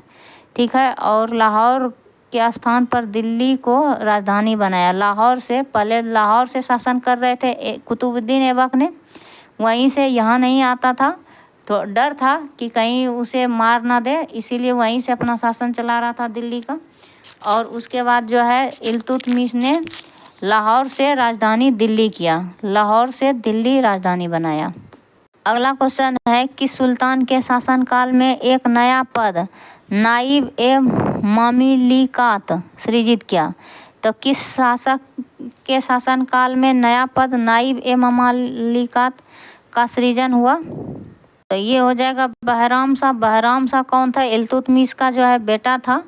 ठीक है। बहराम शाह के शासनकाल में नाइब ए ममलिकात शासन का नया पद का सृजन हुआ। रजिया सुल्तान को जो है पद से हटाने के बाद बहराम शाह शासक बना था। नाइब ए ममलिकात पद का सृजन कब किया था? तो 1242 ईस्वी में किया था नाइब ए ममलिकात पद का सृजन।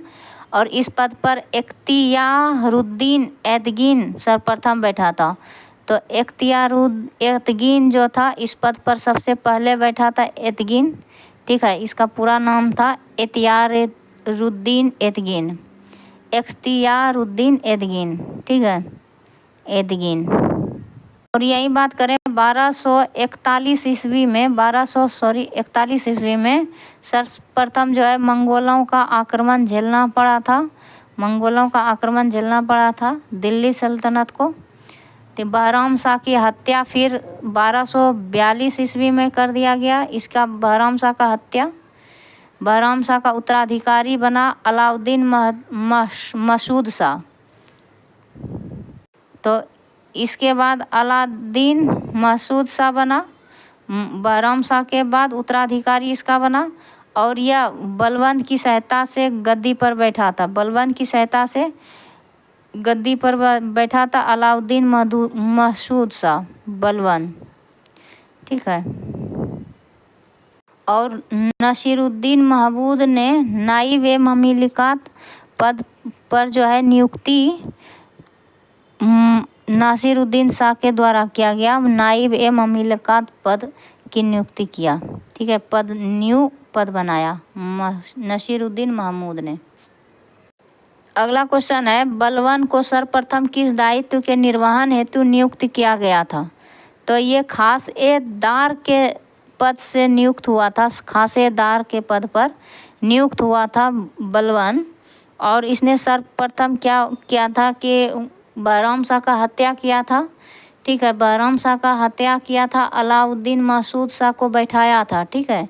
अपना नहीं बैठा, उसके बाद इसका हत्या करके खुद बलवन बैठा।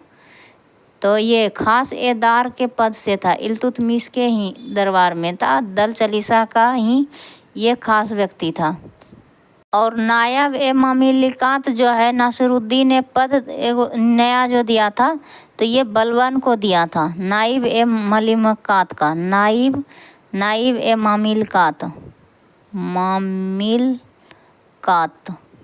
ठीक है।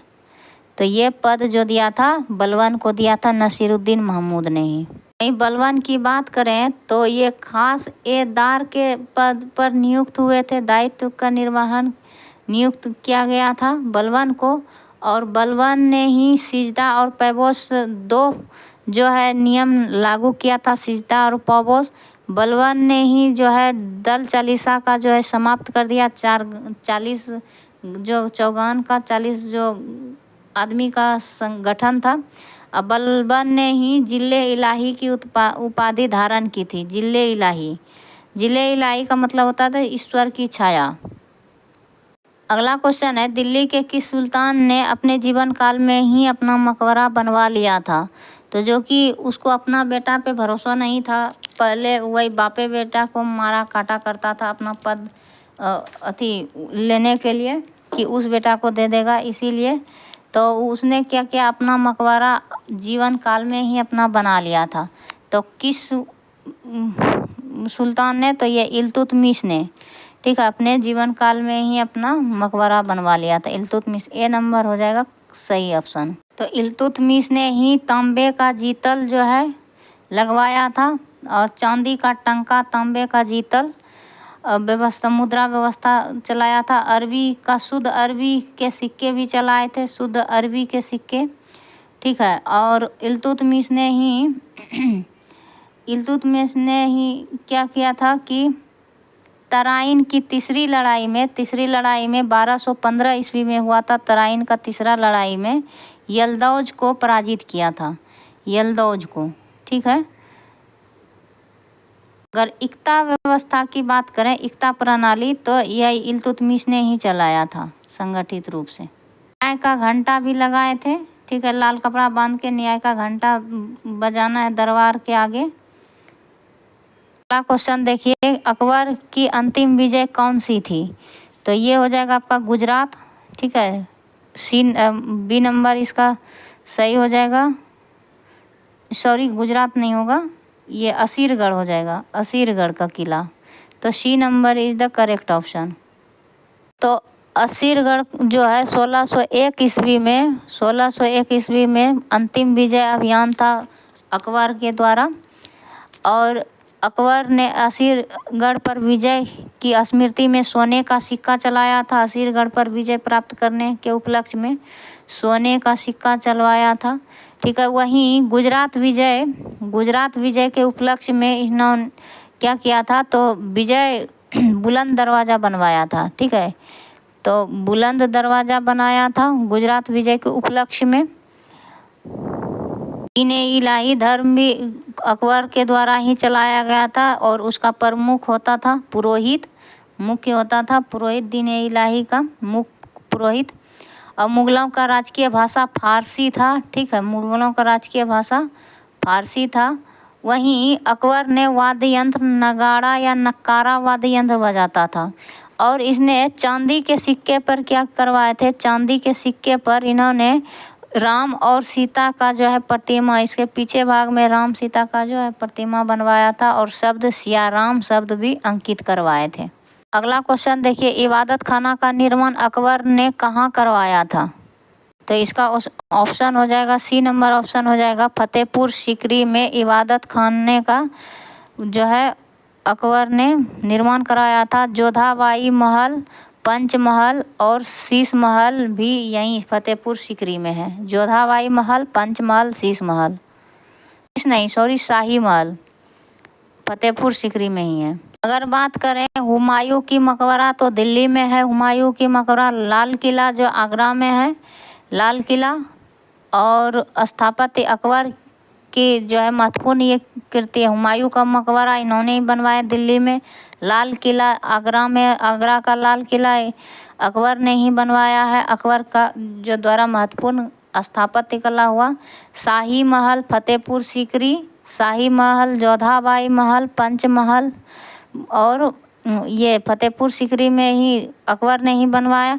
बुलंद दरवाज़ा फतेहपुर सीकरी में ही बनवाया, ठीक है। बुलंद दरवाज़ा और इलाहाबाद का किला जो है प्रयागराज में। अगर कभी अगर कुंभ मेला का प्रयागराज गए हैं तो वहाँ पे इलाहाबाद का एक किला है बहुत बड़ा, तो प्रयागराज में इलाहाबाद का किला बनवाया अकबर ने। लाहौर का किला लाहौर में बनवाया अकबर ने। अब अगला क्वेश्चन है 101 नंबर, प्लासी युद्ध के समय मुगल शासक कौन था? तो आलमगीर द्वितीय था प्लासी युद्ध के समय, मुगल शासक आलमगीर द्वितीय। बात करें प्लासी और बक्सर, ये दोनों हमेशा आता है और ये दोनों में कन्फ्यूजन होता है। 23 जून को लड़ा गया था प्लासी का युद्ध, ये ध्यान दीजिएगा हमेशा। 23 जून 1757 ईस्वी को, ठीक है, प्लासी का युद्ध लड़ा गया था। आलमगीर द्वितीय, ठीक है, आलमगीर द्वितीय और मुगल शासक के बीच में लड़ा गया था। मुगल शासक था आलमगीर द्वितीय। प्लासी युद्ध में जो है 3 मतलब संयुक्त सेना में की ओर से सिराजुद्दौला था, ठीक है, सिराजुद्दौला।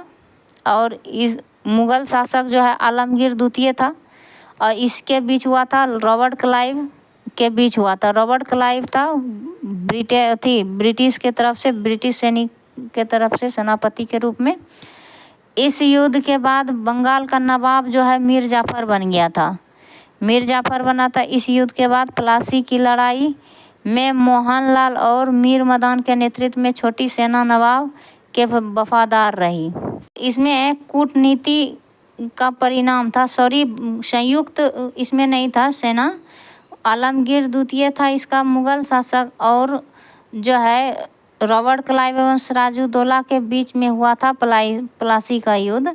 और उस टाइम में मुगल शासक कौन था? तो आलमगीर द्वितीय था और क्लाइव की जो है कूटनीति के कारण जो है हारा गया था प्लासी का युद्ध 23 जून 1757 को, ठीक है। और ये कहाँ लड़ा गया था? प्लासी कहाँ पे है? तो बंगाल में एक भागीरथी नदी है, भागीरथी नदी के तट पर है, ठीक है, प्लासी स्थान, वहीं पे लड़ा गया था।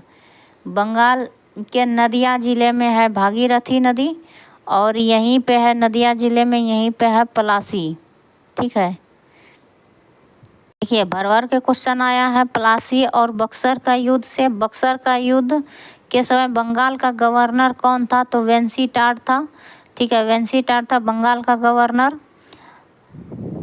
बक्सर के युद्ध में जो है मुगल का संयुक्त सेना ने भाग लिया था, ठीक है, 3 सेना और रॉबर्ट क्लाइव के बीच में हुआ था और गवर्नर कौन था? वेंसीटाड। इसके बारे में विस्तार से जानते हैं। 103 नंबर का भी क्वेश्चन जो है विस्तार देख लें, व्याख्या।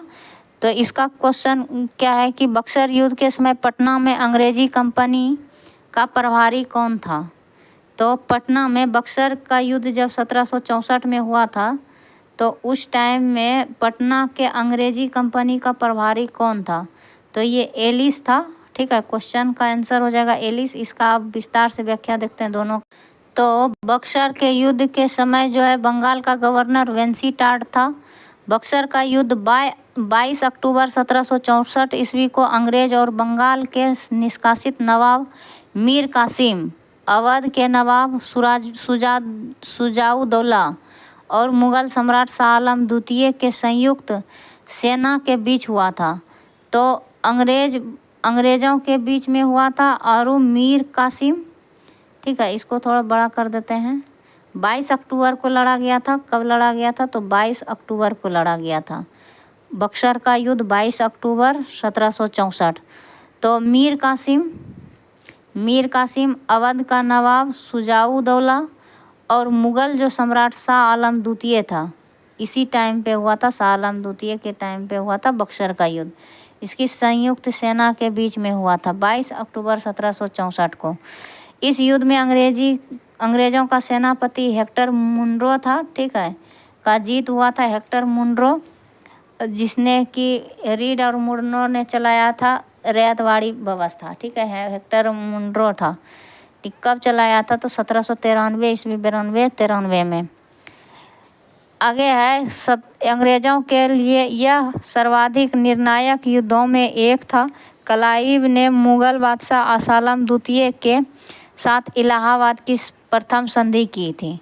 तो शाह आलम द्वितीय के साथ इसने क्या किया? इलाहाबाद संधि के द्वारा इसने इलाहाबाद संधि युद्ध हुआ था 22 अक्टूबर 1764 को, और इलाहाबाद संधि युद्ध के बाद इलाहाबाद की प्रथम संधि किया 12 अगस्त 1765 को, ठीक है। इस संधि के तहत मुग़ल ने जो है बहुत चीज़ हड़प लिया था।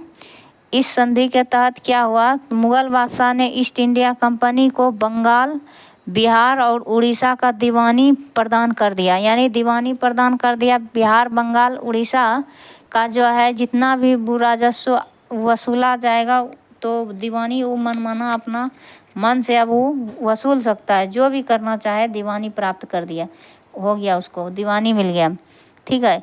और वहाँ का दीवान बन गया बिहार, बंगाल, उड़ीसा का, ठीक है, दीवानी प्राप्त हो गया। द्वैत शासन का जनक लियोनेल कार्टिस, और द्वैत शासक का जनक कौन था? लियोनेल कार्टिस को माना जाता है। 103 नंबर का क्वेश्चन का व्याख्या है कि बक्सर युद्ध के समय पटना में अंग्रेजी कंपनी का प्रभारी कौन था? तो एलिस था, ठीक है। पटना का प्रभारी कौन था? अंग्रेजी कंपनी का प्रभारी एलिस था। पटना में बक्सर युद्ध के समय 1764 में पटना में एलिस था प्रभारी। और शाह शुजा, शाह आलम द्वितीय को संयुक्त सेना बक्सर में लड़ाई हुई थी। संयुक्त सेना और बक्सर। अवध का नवाब मीर कासिम, अवध का नवाब शुजाउद्दौला, शाह आलम द्वितीय। शाह आलम द्वितीय ये था मुग़ल शासक, और शुजाउद्दौला अवध का नवाब था, और मीर कासिम था मीर कासिम, ठीक है।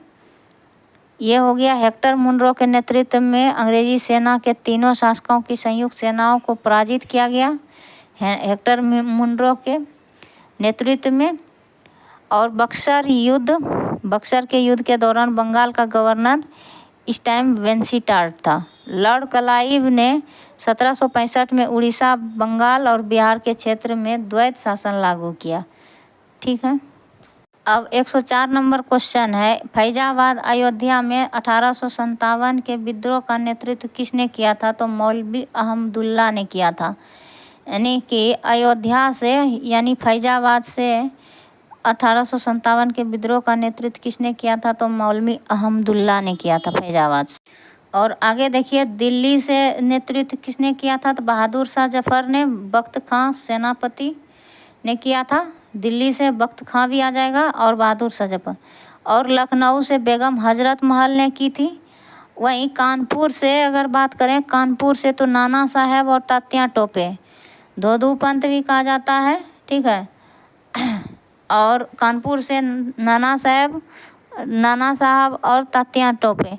झांसी की रानी, झांसी ग्वालियर से किसने की थी? तो लक्ष्मीबाई झांसी की रानी और तात्या टोपे, दोनों ने झांसी ग्वालियर। और इलाहाबाद से किसने किया था? तो लियाकत अली ने इलाहाबाद से नेतृत्व किया था 1857 का। तो ये 1857 का नेतृत्व करता है और ये स्थान है, ठीक है। बरेली से किसने किया? तो बहादुर खां ने किया, बहादुर खान ने। जगदीशपुर से अमर सिंह और कुंवर सिंह ने किया था। वीर बहादुर, अमर सिंह और वीर कुंवर सिंह। मेरठ से किसने किया? तो कदम सिंह ने किया था। मेरठ, यूपी मेरठ से कदम सिंह ने। संबलपुर से किसने किया था? तो संबलपुर से किया था सुरेंद्र साई ने। तो ये रहा इसका विस्तार। स्थान और स्थान से नेतृत्व करता 1857 का। अब अगला क्वेश्चन है 105 नंबर। भारतीय राष्ट्रीय कांग्रेस की स्थापना के समय भारत का वायसराय कौन था? तो ये लॉर्ड डफरिन था। राष्ट्रीय कांग्रेस की स्थापना जब हो रहा था 1885 ईस्वी में, तो ये लॉर्ड डफरिन था भारत का वायसराय। तो इसमें एलन एक्टिवियम के द्वारा जो है भारतीय राष्ट्रीय कांग्रेस की स्थापना 28 दिसंबर 1885 ईस्वी को किया गया था। ठीक है, और सचिव इसका बनाया गया था तो एलन एक्टिवियम को ही बनाया गया था और सचिव बना था। और इसका जो है अध्यक्ष व्योमेश चंद्र बनर्जी बने थे। प्रथम अध्यक्ष व्योमेश चंद्र बनर्जी बने थे, व्योमेश चंद्र बनर्जी। ठीक है, और ये 72 प्रतिनिधियों ने सर्वप्रथम भाग लिया था कांग्रेस के प्रथम अधिवेशन में। और ये तेजपाल संस्कृत महाविद्यालय में हुआ था। बॉम्बे के गोकुलदास तेजपाल संस्कृत कॉलेज में हुआ था इसका अधिवेशन, ये अधिवेशन। और इसके बारे में और हाँ, इसमें बिहार से जो है 0 आदमी भाग लिया था, कोई आदमी भाग नहीं लिया था। बिहार से कोई प्रतिनिधि ने भाग नहीं लिया था। वही महिला भी बताएं, महिला प्रतिनिधि की बात करें तो इसमें महिला भी 0 महिला भाग ली थी, यानी नहीं ली थी कोई महिला ने प्रथम अधिवेशन में, कांग्रेस के प्रथम अधिवेशन में भाग। और देखिए कितना बड़ा बड़ा क्वेश्चन पूछने के बाद अब छोटा सा क्वेश्चन आया और थोड़ा सा। देखिए सर्वप्रथम भारतीय राष्ट्रीय कांग्रेस का विभाजन किस वर्ष हुआ? तो ये 1907 में हुआ था कांग्रेस का विभाजन। एक कांग्रेस का सूरत अधिवेशन में हुआ था कांग्रेस का विभाजन। सूरत अधिवेशन वार्षिक अधिवेशन थे, ये वार्षिक अधिवेशन था सूरत का अधिवेशन, वार्षिक अधिवेशन था सूरत का 1907 का अधिवेशन। और इस अधिवेशन का अध्यक्षता किसने किया था? तो रास बिहारी बोस ने किया था। किसने किया था? तो रास बिहारी घोष ने, रास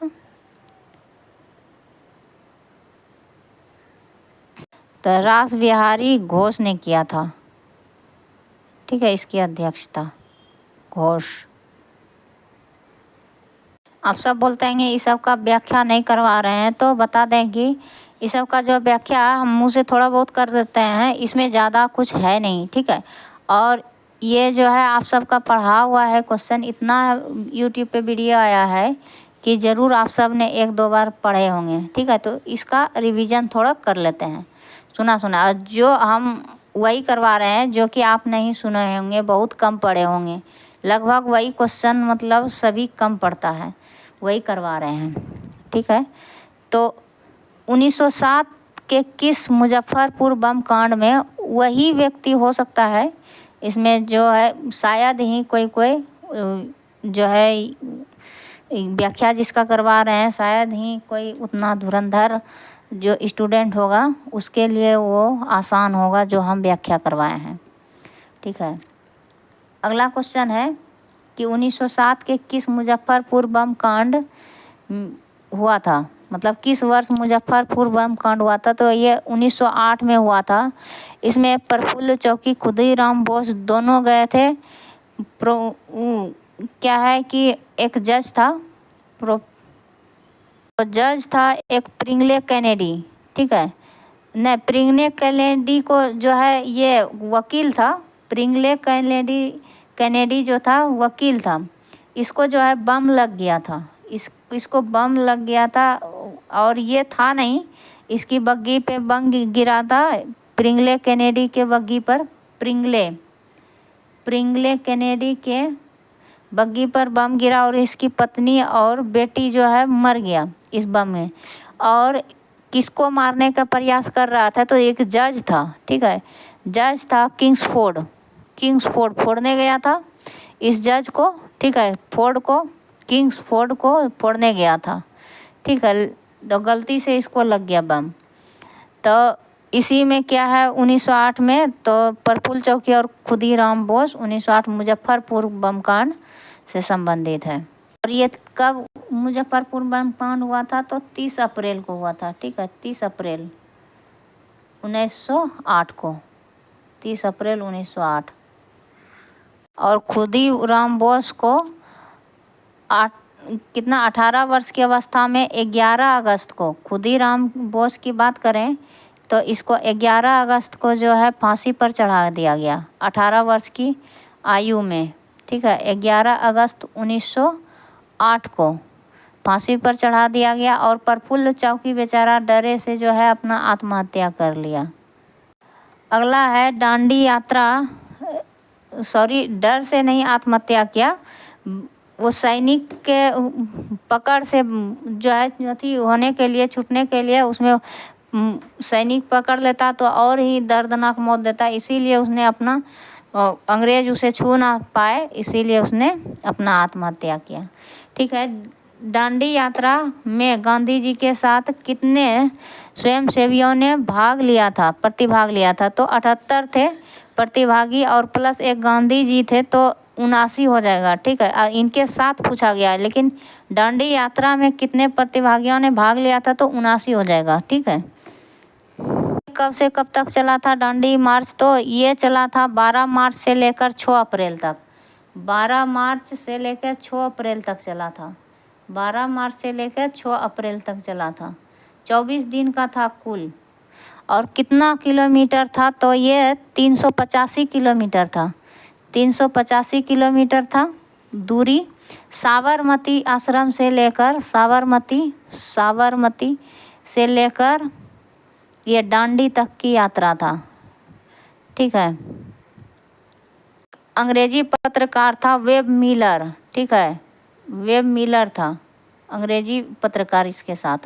अब 109 नंबर क्वेश्चन है, गदर पार्टी की स्थापना किस स्थान पर हुई थी? तो सैन फ्रांसिस्को में हुआ था। सैन फ्रांसिस्को लाला हरदयाल के द्वारा किया गया था। कब किया गया था? 1 नवंबर 1913 ईस्वी को किया गया था। कहाँ है सैन फ्रांसिस्को? तो ये अमेरिका के कैलिफोर्निया में है। USA के कैलिफोर्निया में है सैन फ्रांसिस्को, कैलिफोर्निया में। और गदर पार्टी के द्वारा ही गदर पार्टी के द्वारा क्या होता था? एक गदर पत्रिका भी निकाला जाता था। गदर का मतलब होता है विद्रोह करना। ठीक है, गदर का मतलब होता है लाला हरदयाल के द्वारा किया गया है। अब अगला क्वेश्चन है 110 नंबर क्वेश्चन है हिस्ट्री का।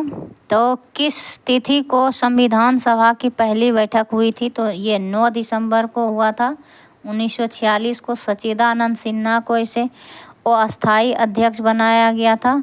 उसके बाद जो है अस्थाई अध्यक्ष बनाया गया था। 2 दिन बाद 11 दिसंबर को फिर 2 दिन बाद जो है अस्थाई अध्यक्ष चुना गया था। किसे? तो डॉक्टर राजेंद्र प्रसाद को अस्थाई अध्यक्ष बनाया गया था, राजेंद्र प्रसाद को। ठीक है, संविधान सभा की प्रथम बैठक में 9 दिसंबर को 211 सदस्य उपस्थित थे। 211 सदस्यों ने भाग लिया था संविधान सभा की प्रथम बैठक में। ठीक है, तो 211 सदस्य ने भाग लिया था। तो यही आपका जो है पूरा एनालिसिस हो गया। 40 नंबर क्वेश्चन हिस्ट्री का, 40 नंबर क्वेश्चन का फुल एनालिसिस हो गया है। आपका क्लास यहीं से द एंड करते हैं। धन्यवाद। हंसते रहिए, मुस्कुराते रहिए और मेहनत करते रहिए। Thank you for watching. जय हिंद, जय भारत।